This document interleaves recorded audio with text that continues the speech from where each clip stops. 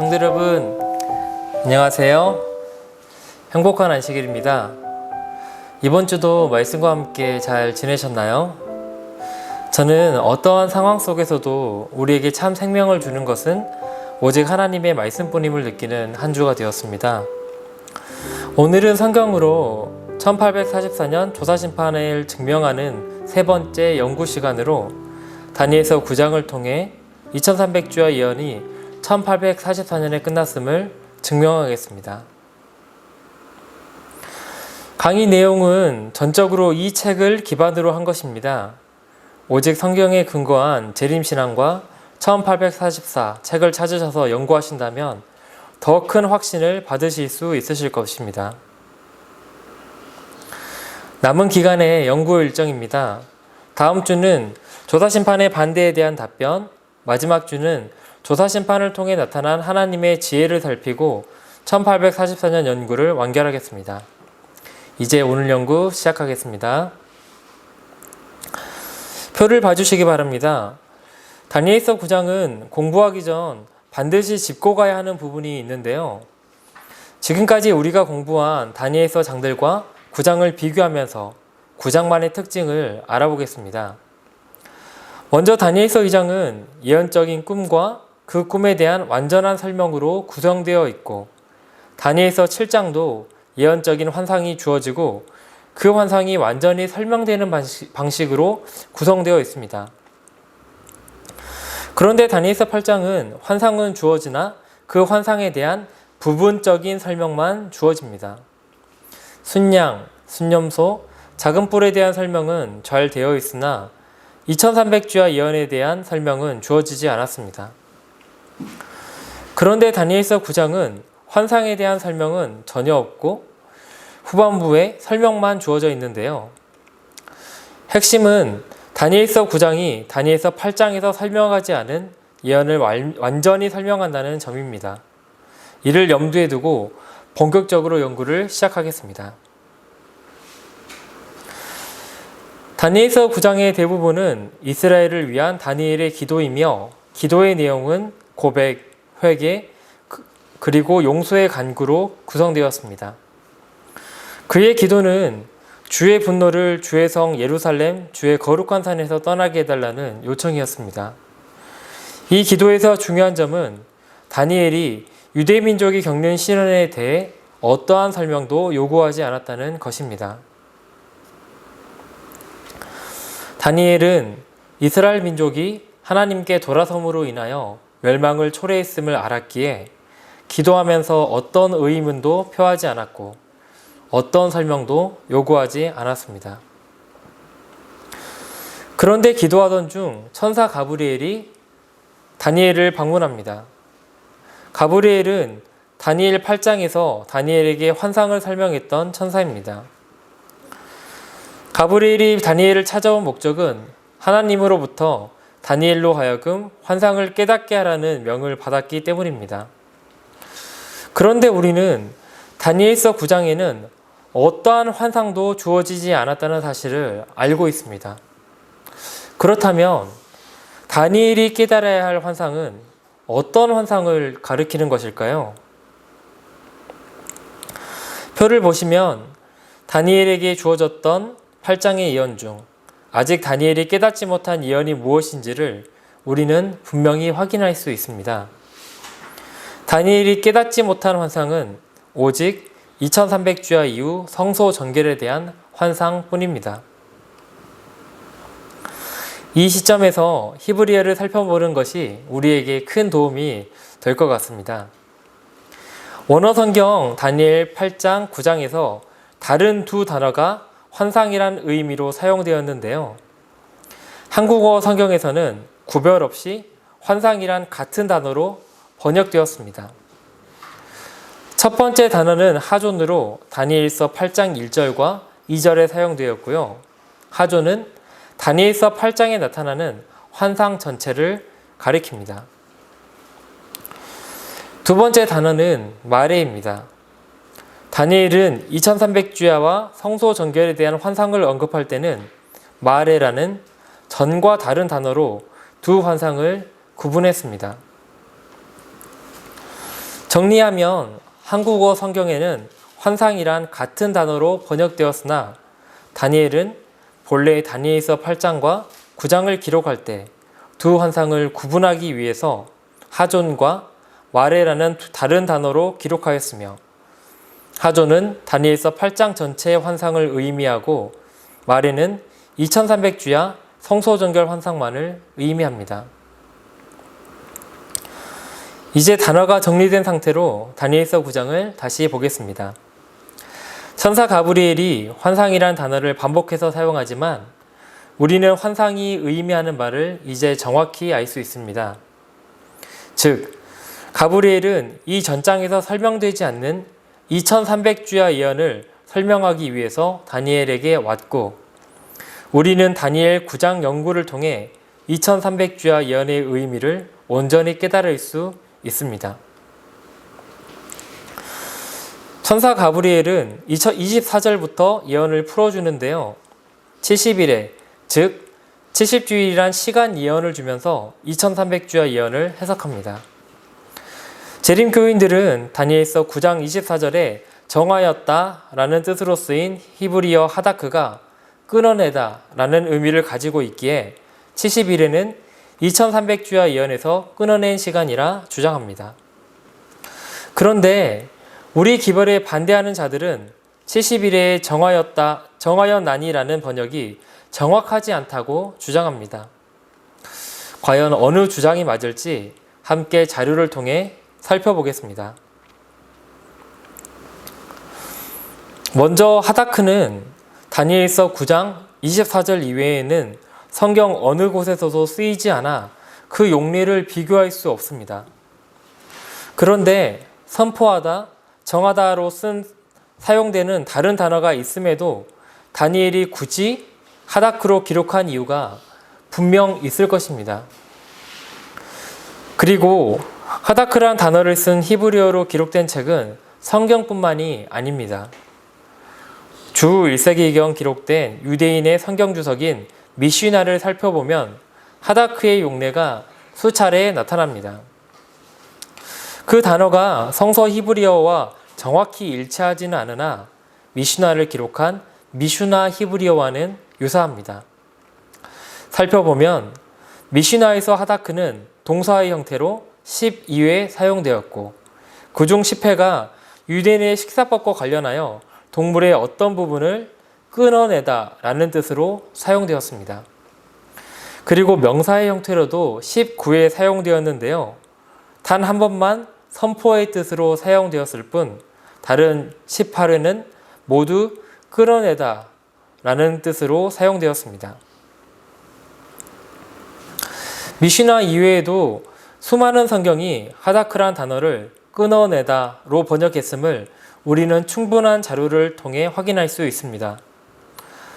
따라서 다니엘서 9장 24절에 정하였다는 단어의 뜻은 끊어낸 것으로 해석하는 것이 지극히 합당합니다. 그렇다면 어디론가부터 70일의 예언을 끊어내야 하는데 바로 가브리엘 천사가 다니엘에게 8장에서 언급한 환상, 곧 2300주야 예언만이 70일의 예언보다 길므로 끊어낼 수 있는 유일한 예언입니다. 우리는 이제 70일의 예언이 2300주야 예언에서 끊어져 나왔음을 확실히 알았습니다. 그런데 아직 70일의 예언이 언제 시작하는지는 모릅니다. 함께 9장 25절을 보시겠습니다. 그러므로 너는 깨달아 알지니라. 예루살렘을 중건하라는 영이 날 때부터 기름 부음을 받은 자 곧 왕이 일어나기까지 7이레와 62이레가 지날 것이요. 25절에서 천사 가브리엘은 70주일 예언의 시작점을 알려줍니다. 예루살렘 중건령은 재림교인을 포함한 많은 성경 주석가들이 아닥사스다 왕 7년으로 보고 있습니다. 그런데 아닥사스다 왕 7년이 주전 457년인지 주전 458년인지에 대한 논쟁이 있습니다. 에스라 7장 연대기는 고대 유대인이 사용한 달력이 가을에서 시작하여 가을로 끝나는 달력을 사용했음을 방대한 자료로 증명하므로 현재 많은 이들이 주전 457년을 아닥사스다 왕 7년으로 받아들입니다. 따라서 우리는 주전 457년이 70주일 예언의 시작점임을 알 수 있습니다.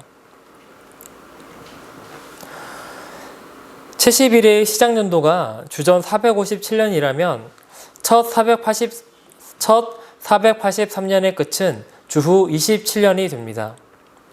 그런데 여기서 우리는 달력에는 주전과 주후 사이에 0년이 없다는 것을 기억해야 합니다.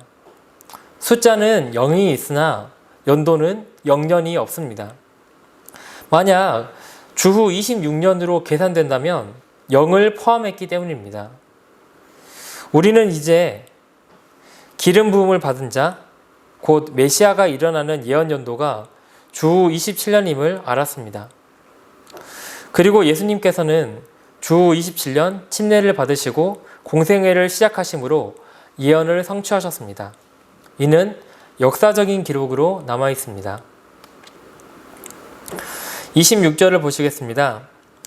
26절에서는 기름 부음을 받은 자가 62일의 이후, 즉 주후 27년 이후 끊어져 없어질 거라 예언합니다.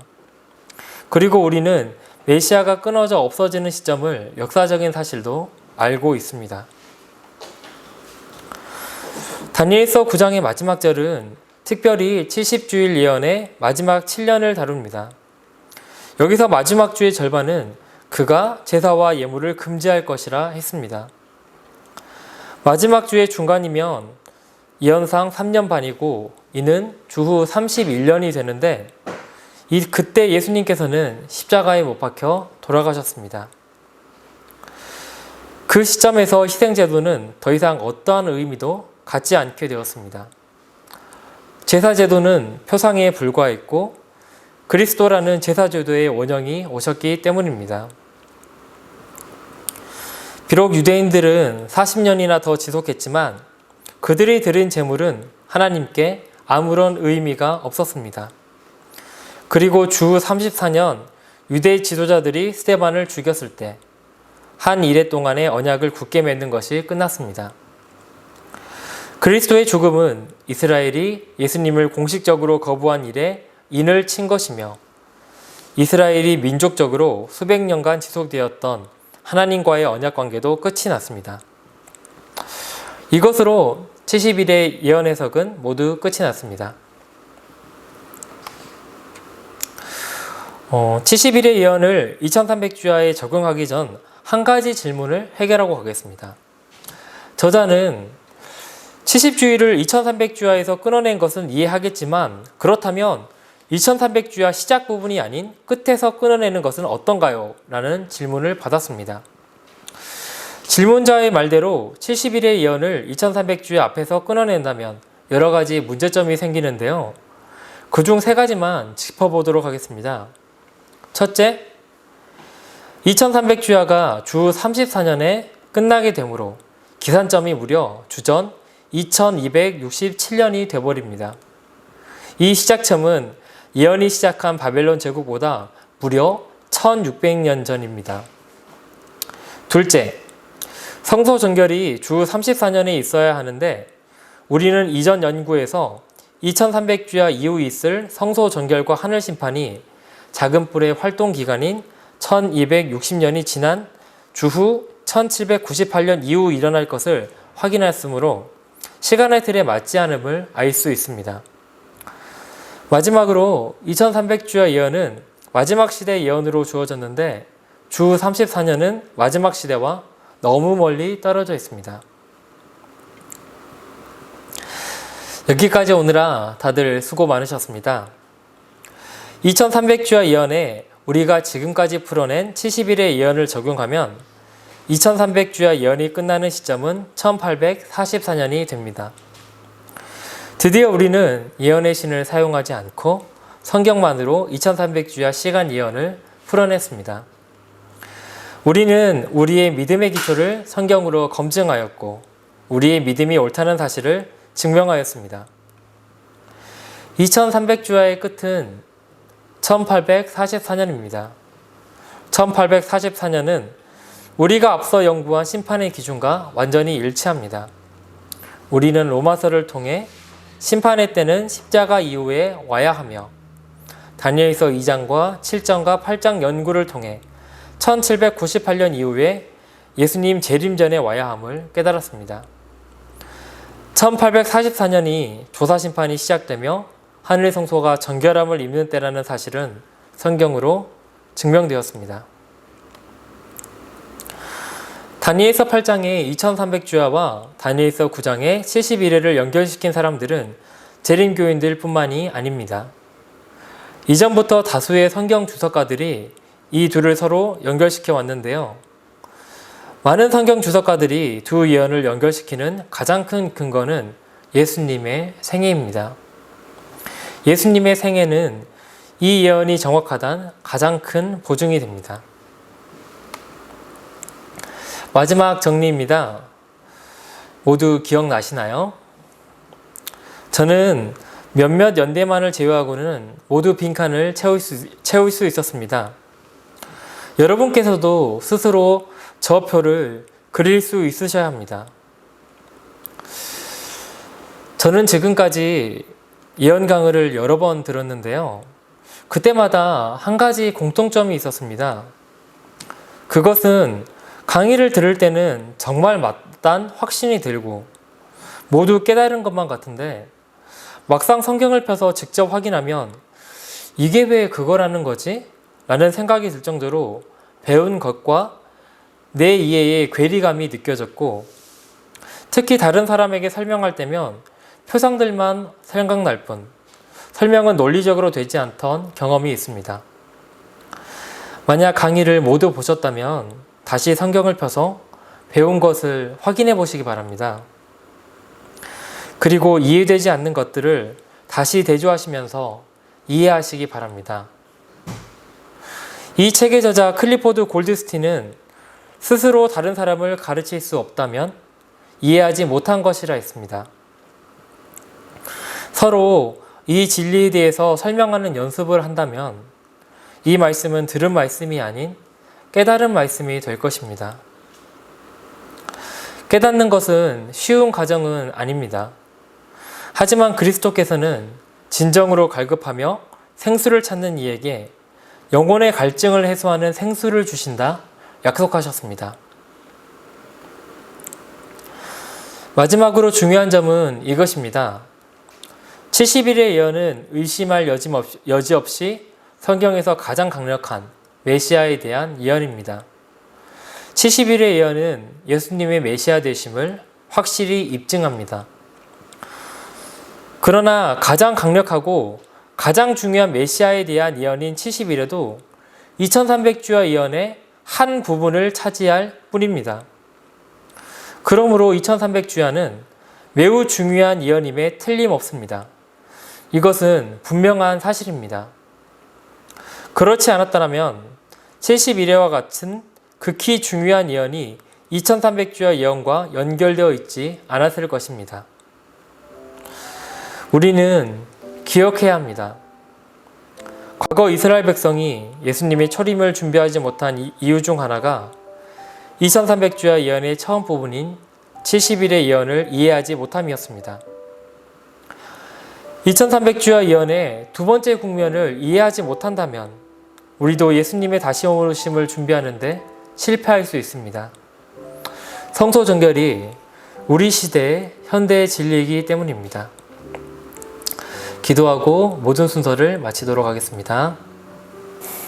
하늘에 계신 우리들의 하나님 아버지, 저희들을 인도하셔서 2300주의 예언을 성경으로 모두 깨닫게 해주셔서 너무나 감사드립니다. 아버지, 저희가 귀중한 말씀이지만 이 귀중한 말씀을 너무나 소홀히 할 때가 많습니다. 아버지, 저희들에게 다시 말씀을 연구할 수 있는 힘을 주시고 또한 지혜를 주시는 예수님께 모든 것을 간구할 수 있도록 도와주시길 간구합니다. 그리고 우리 모두가 2300주의 예언을 이해하여 예수님께서 계시는 성소의 진리를 깨달을 수 있도록 도와주시고 예수님의 재림이 앞서 준비되는 저희 모두가 될 수 있도록 인도하여 주시기를 간구드립니다. 예수님 이름으로 기도 올렸습니다. 아멘.